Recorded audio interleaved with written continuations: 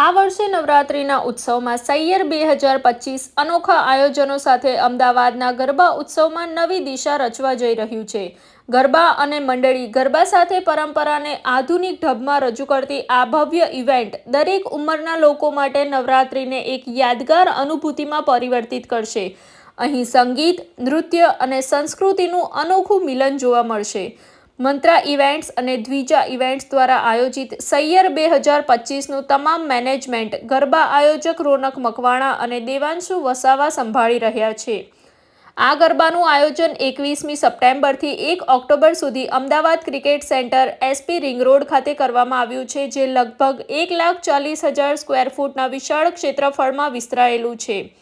અહીં દરરોજ સાંજે 7:30 વાગ્યાથી મધરાત્રિ 12:30 વાગ્યા સુધી ગરબા અને ત્યારબાદ મંડળીના ગરબાનું આયોજન કરવામાં આવશે, જેમાં ઢોલ અને શરણાઈના ખેલૈયાઓ ઝૂમી ઉઠશે।